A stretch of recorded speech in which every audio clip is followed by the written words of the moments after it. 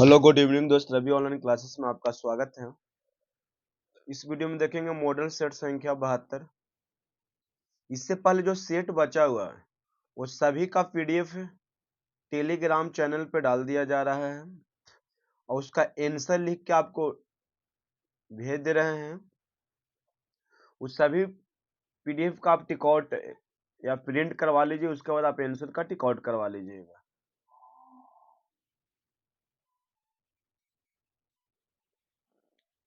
पहला क्वेश्चन है, MS Excel में व्यू मेनू के अंतर्गत निम्नलिखित में से कौन सा फीचर उपलब्ध नहीं होता है? तो स्प्लिट कॉलम्स उपलब्ध नहीं होता है, स्प्लिट कॉलम्स उपलब्ध नहीं होता है।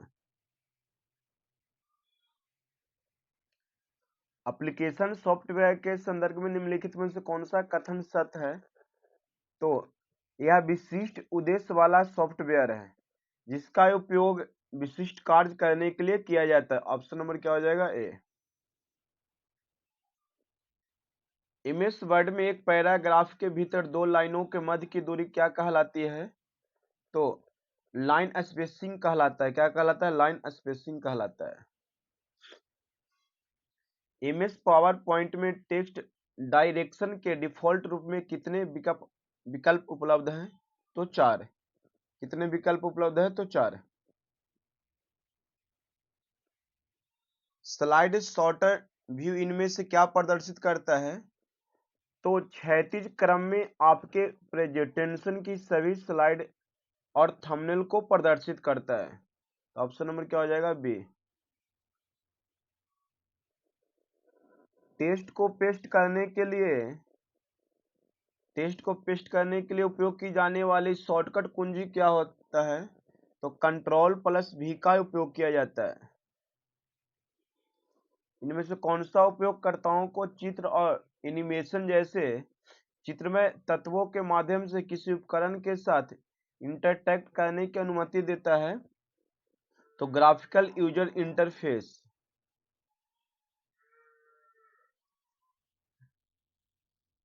कंपाइलर्स रूपांतरित करता है किसको?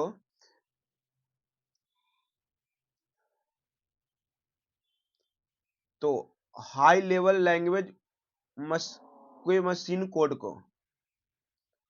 Compilers high level language machine को कोड में रूपांतरित करता है। ऑप्शन नंबर क्या हो जाएगा? ए।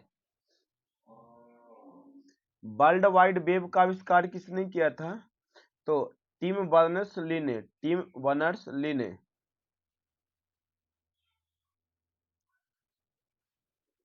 वान न्यूमैन कंप्यूटर सिस्टम इनमें से किसका उपयोग किया जाता है? तो संग्रहित प्रोग्राम सिद्धांत का। संग्रहित प्रोग्राम सिद्धांत का। निम्नलिखित में से कौन सा पूर्णतः ऑब्जेक्ट ओरिएंटेड कंप्यूटर लैंग्वेज है? C plus plus. टीसीपी का पूर्ण रूप क्या होता है? तो transmission control protocol. Transmission control protocol. Slipped window को विभाजित करने या हटाने के लिए शॉर्टकट कुंजी क्या है? तो alternate plus control plus S. Alternate plus control plus S का उपयोग करके स्लिप विंडो को विभाजित किया जाता है। तो ऑप्शन नंबर क्या हो जाएगा? डी। निम्नलिखित विकल्पों में विषम का चयन कीजिए। तो इटैलिक, अंडरलाइन, बोल्ड सेम है और एरियल क्या होगा? विषम हो जाएगा। इंटीग्रेटेड सर्किट्स निम्न में कंप्यूटर किस पीढ़ी से संबंधित है? तो तीसरी पीढ़ी से संबंधित है। 16 direction select the most appropriate antonym of the given word. तो फलेसी का एंटोनिम क्या होगा दोस्त? तो ट्रूथ हो जाएगा। Option number D. Select the most appropriate word to fill in the blank. He tried to dot my ring. तो यहाँ हो जाएगा स्टील माई रिंग हो जाएगा। Option number A. Select the most appropriate meaning of the given idiom. तो hold water ये क्या होगा? तो टू बी वैलिड हो जाएगा ऑप्शन नंबर डी। और 19 के क्या होगा, तो ऑप्शन नंबर सी।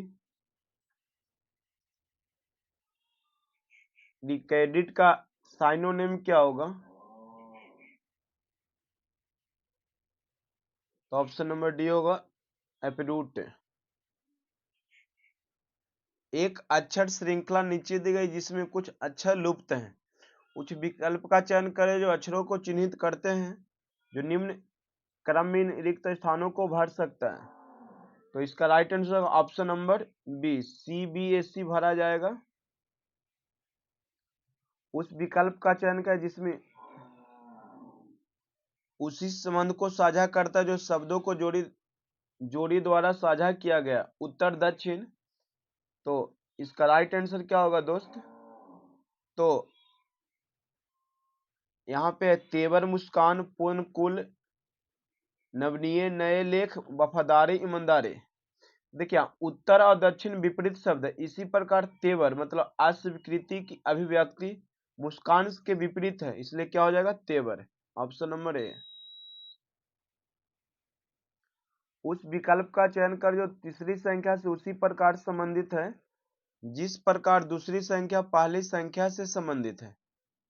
3, 30 तो 4 का क्या होगा, देखिए 3 के क्यूब प्लस 3 क्या होता है 30। 3 के क्यूब प्लस 3 बराबर 30 किया गया है। तो उसी प्रकार 4 के क्या होता है, 4 के क्यूब 64 प्लस 4 क्या होगा 68, ऑप्शन नंबर बी।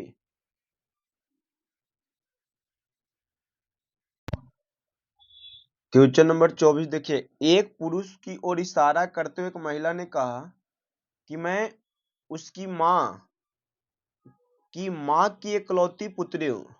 तो बताएं कि वह व्यक्ति उस महिला से किस प्रकार संबंधित है।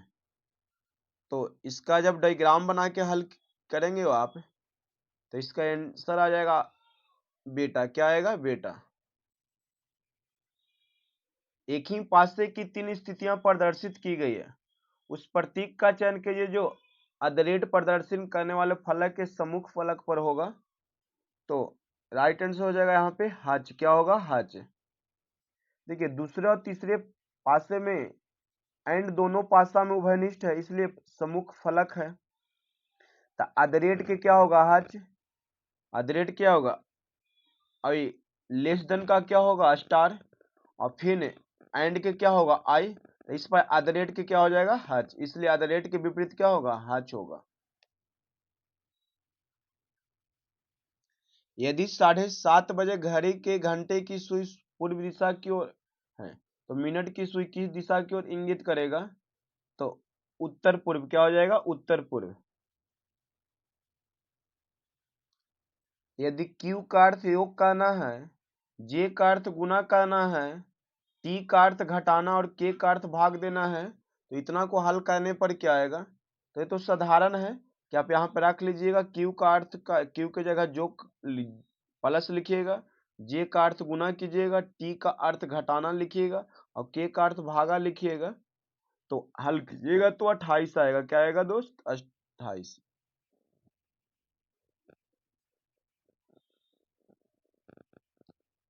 नीचे दी गई जानकारी का ध्यान पूर्वक पढ़ें और उसी संख्या का चयन करें जो प्रश्न इनके स्थान पे आ सकता है। तो देखिए 5 का स्क्वायर प्लस 4 का स्क्वायर 41, 9 का स्क्वायर प्लस 11 का स्क्वायर 202, तो 15 का स्क्वायर और 6 का स्क्वायर क्या होगा 261, क्या हो जाएगा 261। इसका राइट आंसर का ऑप्शन नंबर डी।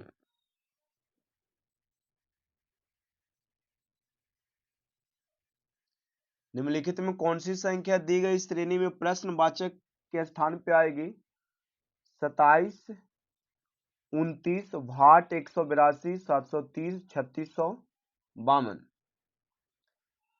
तो देखिए 27 गुने 1 प्लस 2 29 किया गया, 29 दूनी 56 प्लस 29 दूनी 2 58 और 2 प्लस 60। अब 60 में 3 से गुना करके प्लस 2 जो है ना है तो क्या आएगा 180 और +2, नहीं सॉरी, तो 60 में आप 29 से गुना करेंगे तो क्या होगा, 29 गुने 2 + 2, तो 58 + 2, यहाँ क्या भरा जाएगा 60। तो ऑप्शन नंबर क्या होगा, डी।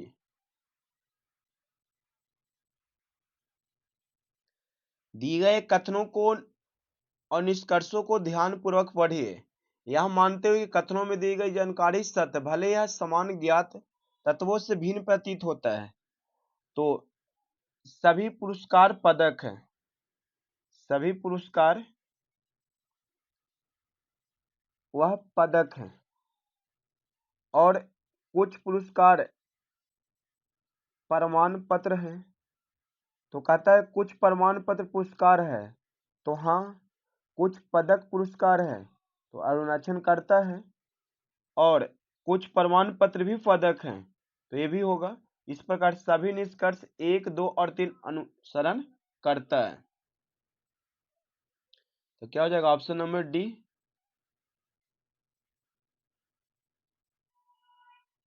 मेसोटोपिया का अभिप्राय क्या है, तो दजला फरात नदियों के बीच की उपजाऊ धरती। मेसोटोपिया शब्द दजला फरात नदियों के बीच की उपजाऊ धरती को इंगित करते हैं। ऑप्शन नंबर क्या हो जाएगा, ए। निम्न में से कौन सा युग्म गलत सुमेलित है, कुंवर सिंह बिहार, लक्ष्मीबाई झांसी, नाना साहेब अवध। तो 1857 के कानपुर के विद्रोह का नेतृत्व नाना साहेब ने किया था। अवध क्षेत्र में लखनऊ में विद्रोह का नेतृत्व बेगम हजरत महल ने किए थे। इस पर क्या हो जाएगा, ऑप्शन नंबर सी गलत सुमेलित है। कुंवर सिंह बिहार, लक्ष्मीबाई झांसी, नाना साहेब कानपुर और मौलवी अब्दुल्ला फैजाबाद। खुर्दा विद्रोह वर्ष कब हुआ था, तो 1817 ईस्वी में। खुर्दा विद्रोह को ही पाइका विद्रोह कहा जाता है, जो 1817 ईस्वी में हुआ था। यह उड़ीसा के खुर्दा राज्य में पारंपरिक पाइका मिलिशिया का एक सशस्त्र विद्रोह था। नाइट्रोजन गैस वायुमंडल में कितने प्रतिशत में है, तो 78%। 2011 के जनगणना के अनुसार भारत के निम्नलिखित में से कौन सा राज्य सबसे अधिक संघन जनसंख्या वाला राज्य है, तो बिहार हो जाएगा। जनसंख्या घनत्व में, संघन के मतलब जनसंख्या घनत्व पूछा है, अगर जनसंख्या खाली पूछता तो उत्तर प्रदेश होता है।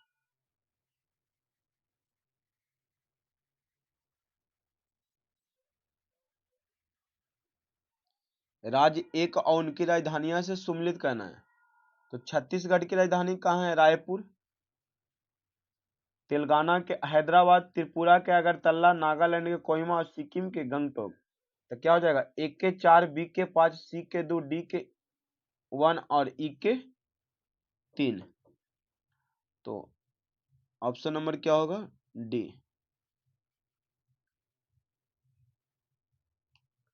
अनुच्छेद 352 के तहत पहली बार राष्ट्रीय आपातकाल कब घोषित किया गया था, तो 1962 से 68 में।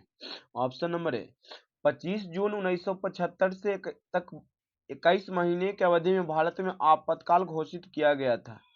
उस समय तत्कालीन राष्ट्रपति फखरुद्दीन अली अहमद ने प्रधानमंत्री इंदिरा गांधी के कहने पर भारतीय संविधान के अनुच्छेद 352 के अधीन आपातकाल की घोषणा कर दी थी।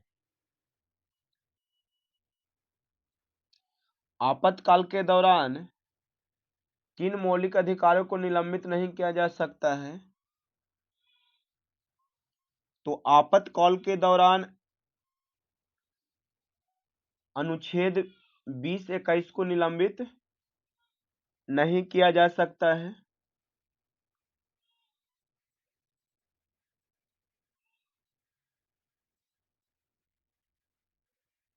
हाल ही में उत्तर प्रदेश के किस जिले में हनुमानगढ़ी लड्डू को जीआई टैग मिला है, तो अयोध्या को। किसको मिला है, अयोध्या को। हाल ही में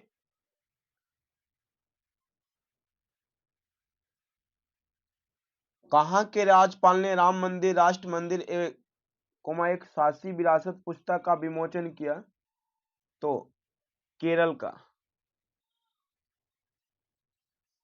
प्लस कला का सही संधि कौन सा होगा? तो ऑप्शन नंबर हो जाएगा बी, निष्कलंक। युद्ध में स्थिर रहने वाला किस समास का विग्रह पद है? तो अलुक तत्पुरुष समास का। अत्यधिक का विलोम शब्द क्या होता है?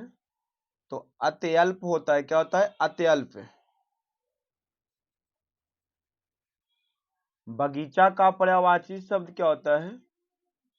तो बगीचा का पर्यायवाची शब्द आराम होता है। जो धरती फोड़कर जन्मता हो वाक्य के लिए कौन सा शब्द उपयुक्त होता है? तो उसे उद्दिज कहा जाता है। क्या कहा जाता है? उद्दिज कहा जाता है। गुलर का फूल होना मुहावरे का सही अर्थ क्या है? तो दुर्लभ वस्तु, दुर्लभ वस्तु होना। राम की गाय चढ़ती है वाक्य में कौन सा कारक है? तो संबंध कारक होगा। क्या होगा? संबंध कारक। कहावत शब्द में प्रयुक्त प्रत्यय क्या होता है? तो कहावत मतलब आवत हो जाएगा। क्या हो जाएगा? आवत। सागर का गंभीर हृदय हो, गिरी सा ऊंचा हो जिसका मन, उपयुक्त पंक्ति में कौन सा अलंकार है? तो इसका राइट आंसर हो जाएगा उपमा। क्या होगा? उपमा। हिंदी आकृति के दृष्टि से निम्नलिखित में किस प्रकार की भाषा है? तो श्लिष्ट योजनात्मक भाषा है। ऑप्शन नंबर क्या हो जाएगा? सी। अब यहां से ट्रेड चालू होता है। किस तरह का अग्निशमन इलेक्ट्रिकल अग्नि को शमन करने योग्य है? तो कार्बन डाइऑक्साइड अग्निशामक। क्या होता है? Carbon dioxide. विद्युत अग्नि को शमन करने के लिए कार्बन डाइऑक्साइड, बालू मतलब सिलिका ऑक्साइड का प्रयोग किया जाता है। कितने इलेक्ट्रॉन मिलकर एक माइक्रो एम्पियर विद्युत धारा बनाता है? तो 6.25 गुने 10 के पावर 12 इलेक्ट्रॉन मिलकर एक माइक्रो एम्पियर विद्युत धारा बनाता है। एक माइक्रो एम्पियर बराबर 10 के पावर -6 होता है। किसी पदार्थ की सापेक्ष विद्युतशीलता सदैव डॉट डॉट से बड़ी होती है? तो इलेक्ट्रॉन से बड़ी होती है। किसी पदार्थ की सापेक्ष विद्युतशीलता सदैव इलेक्ट्रॉन से बड़ी होती है। आकाश में किनके बीच आवेश के प्रवाह के कारण बिजली चमकती है? तो दो विपरीत आवेशित बादलों के कारण। दो विपरीत आवेशित बादलों के कारण। रासायनिक उद्योग एवं अन्य भारी मशीनों को बिजली सप्लाई करने के लिए सर्वाधिक उपयोगी केबल क्या है? तो लेड शीथेड केबल होता है। Lead sheathed cable. रासायनिक उद्योग एवं अन्य भारी मशीनों को बिजली सप्लाई करने के लिए सर्वाधिक उपयोगी केबल लेड शीथेड केबल होता है। किसी केबल की धारा वहन क्षमता उसके चालक के प्रच्छेदीय क्षेत्रफल पे निर्भर करता है। प्रच्छेदीय क्षेत्रफल पे निर्भर करता है। ड्राई सोल्डर एक इलेक्ट्रॉनिक परिपथ है जिसका परिणाम हो सकता है। ऐसा कोई पथ नहीं होता है। ऐसा कोई पथ नहीं। सोल्डर एक मिश्र धातु है। सोल्डर एक मिश्र धातु है। यह टीन और लेड से मिलकर बना होता है। इसका प्रयोग इलेक्ट्रॉनिक परिपथ में टाका लगाने हेतु किया जाता है। इलेक्ट्रॉनिक परिपथ में इसका परिणाम कुछ नहीं होता है।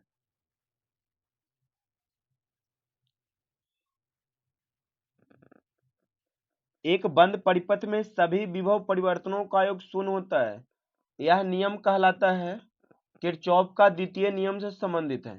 एक बंद परिपथ में सभी विभव परिवर्तनों का मान शुभ होना यह किरचॉफ का द्वितीय नियम से संबंधित है। निम्न समीकरणों में कौन सा ओम के नियमानुसार सही नहीं है?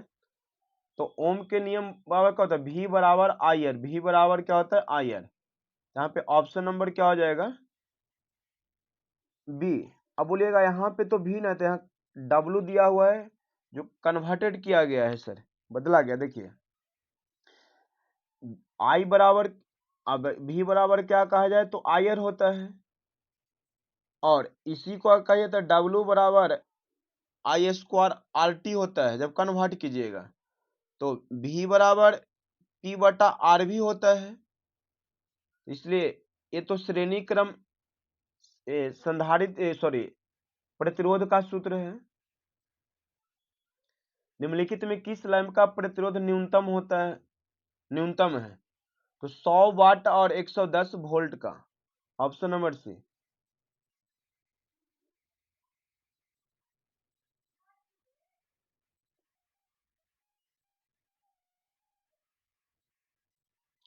निम्नलिखित चिन्ह क्या दर्शाता है? तो यह चिन्ह कॉर्टिज फ्यूज को दर्शाता है, कॉर्टिज फ्यूज को दर्शाता है। बैटरी के वजन में काफी भारी होती है, इसका मुख्य कारण क्या है? तो उसकी प्लेटें शीशे की बनी होती है। बैटरी वजन में काफी भारी होती है, इसका मुख्य कारण उसके प्लेटें जो शीशे की बनी होती है, जिसके कारण बैटरी का वजन काफी भारी होता है। यह लेड या मिश्र धातु की बनी होती है। तो क्या हो जाएगा? उसकी प्लेटें शीशे की बनी होती है। Option number C. किसी चालक को जब चुंबकीय क्षेत्र में घुमाया जाता है तब क्या होता है? तब वोल्टेज बनते हैं। क्या होती है? वोल्टेज बनती है। देखिए, फैराडे के अनुसार जब किसी चालक को परिवर्तनीय चुंबकीय क्षेत्र में रखा जाता है तो चालक फ्लक्स को काटता है, जिसके कारण विद्युत वाहक बल उत्पन्न होता है।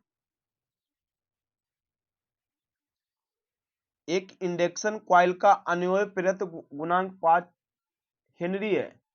प्राथमिक कुंडली में धारा 5 एम्पियर 10 से पावर 3 सेकंड में शून्य हो जाती है। द्वितीय कुंडली में प्रेरित विद्युतवाहक बल क्या होगा? तो 25,000 वोल्ट होगा। क्या होगा? 25,000 वोल्ट होगा।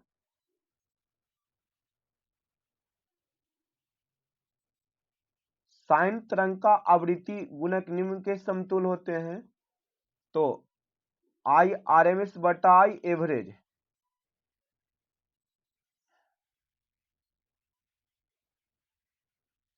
जीआई तारे क्या है?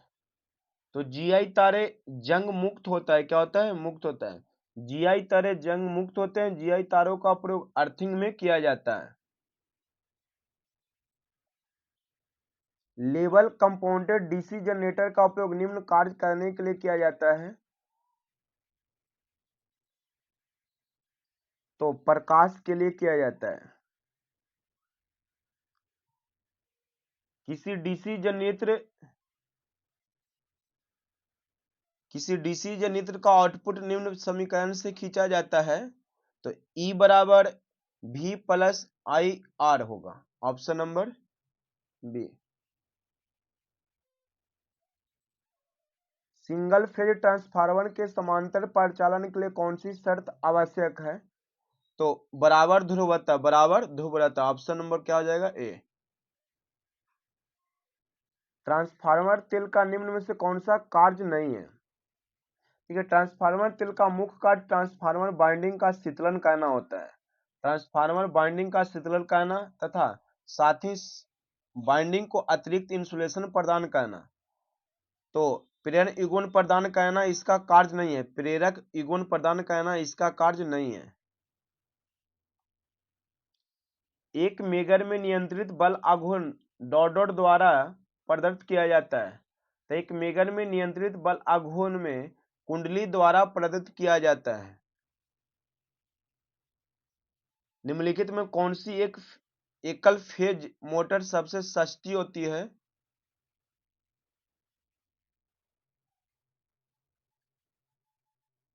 तो देखिए, यहाँ पे है संधारित्र स्टार्ट मोटर, संधारित्र रन मोटर, रिपल्शन मोटर। तो संधारित्र स्टार्ट मोटर एकल फेज मोटर सबसे सस्ती होती है। ऑप्शन नंबर क्या हो जाएगा? ए।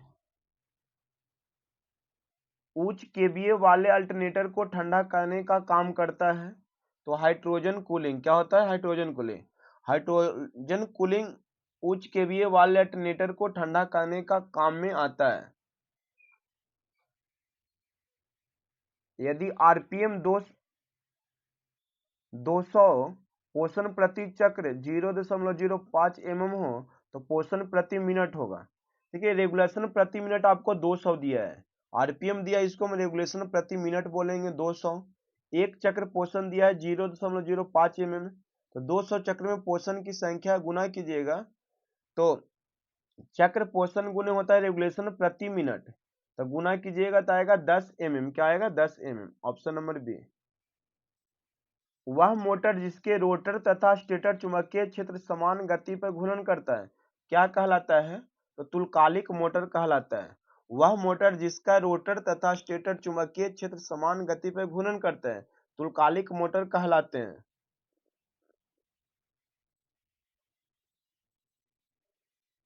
विद्युत धारा से लगी आग को बुझाने के लिए जल का प्रयोग नहीं किया जा सकता क्योंकि उससे इलेक्ट्रोक्यूशन हो सकता है, उससे इलेक्ट्रोक्यूशन हो सकता है। ऑप्शन नंबर ए हो जाएगा इसका राइट आंसर। की बेज काटने के लिए किस छेनी का प्रयोग किया जाता है? तो केप छेनी का प्रयोग किया जाता है। कीवेज काटने के लिए केप छेनी का उपयोग किया जाता है। एक संवहन 0.2 एम्पीयर की एक धारा प्रवाहित करता है। यदि इलेक्ट्रॉन पर 1.6 × 10⁻⁻⁹ कूलाम है तो 30 सेकंड में कितने इलेक्ट्रॉन प्रवाहित होंगे? तो देखिए यहाँ पे I बराबर दिया है 2 एम्पियर, इलेक्ट्रॉन बराबर दिया इतना कूलाम, T बराबर 3 सेकंड। तो यहाँ पे आप Q बराबर NE या Q बराबर IT से हल कर सकते हैं। तो सॉरी, Q बराबर NE से हल कर दीजिए तो यहाँ पे निकल जाएगा आपको 3.75 × 10⁻⁹ इलेक्ट्रॉन। ऑप्शन नंबर क्या हो जाएगा? ए। मतलब Q/E से में डिवाइड कीजिएगा।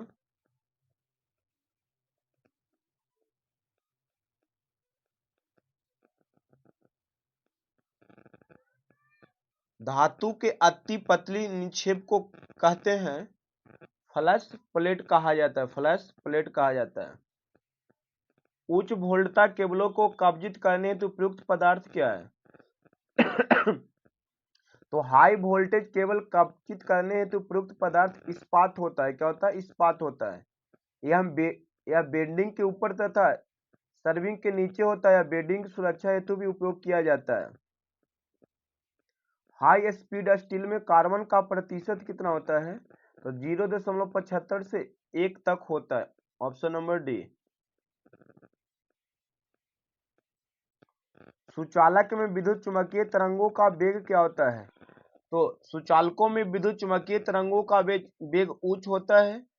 जैसे शुद्ध चालक में उनमें चांदी, सोना, अल्युमिनियम आदि, इसमें इलेक्ट्रोमैग्नेटिक तरंगों का वेग अधिक होता है क्योंकि इनके पास मुक्त इलेक्ट्रॉन होते हैं। किरचॉफ के सिद्धांत के अनुसार किसी भी बंद लूप से सभी IR बीजगणितीय योग शून्य होता है। तो व्युत्वाहक बल के बीजगणितीय योग शून्य होता है, मतलब के योग के समान होता है। 2 ओम के 3 प्रतिरोध को एक त्रिभुज के रूप में जोड़ा गया है। अब प्रतिरोध किसी दो छोर के बीच ओम क्या होगा?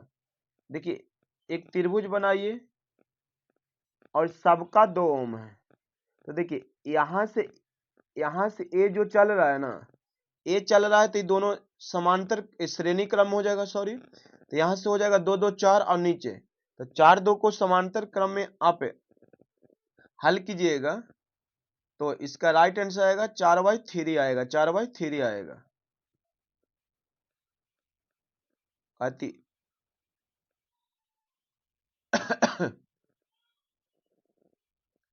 प्रतिबाधा का व्युत्पन्न कहलाता है। तो प्रतिबाधा का व्युत्पन्न प्रवेशता कहलाता है।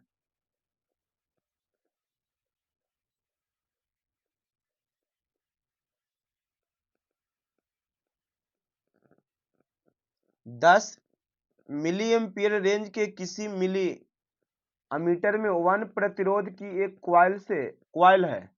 एक रेंज क्या मीटर के तौर पे इसका प्रयोग करने के लिए अपेक्षित शंट में प्रतिरोध होना चाहिए। तो 1/99 प्रतिरोध होगा इसका sir right answer. DC supply के मामले में फ्यूज निम्न में लगाए जाते हैं। तो पॉजिटिव वायर और नेगेटिव वायर दोनों में। ऑप्शन नंबर क्या हो जाएगा? सी। यदि बैटरी का बाह्य प्रतिरोध आंतरिक प्रतिरोध की तुलना में काफी बड़ा है तो सर्वोत्तम वर्गीकरण पद्धति क्या होती है? तो श्रेणी क्रम में होता है। क्या होता है? यदि बैटरी का बाह्य प्रतिरोध आंतरिक प्रतिरोध की तुलना में काफी बड़ा है तो सर्वोत्तम वर्गीकरण श्रेणी क्रम में होती है, क्योंकि समांतर में जोड़ने पर समतुल्य प्रतिरोध और भी कम हो जाएगा और अधिक धारा का मान प्राप्त होगा। 1.5 वोल्ट की 4 सेल समांतर में लगाई गई है, इसके आउटपुट वोल्टेज क्या होगा? तो सेलों के समांतर क्रम में सभी सेलों का विद्युत वाहक बल क्या होता है? समान होता है। तो ऑप्शन नंबर क्या हो जाएगा? ए। विद्युत चुम्बकीय तरंगों की ध्रुवण प्रक्रिया में यह साबित होता है कि विद्युत चुम्बकीय तरंग जो अक्रिय होता है, क्या होता है? जो अक्रिय होता है,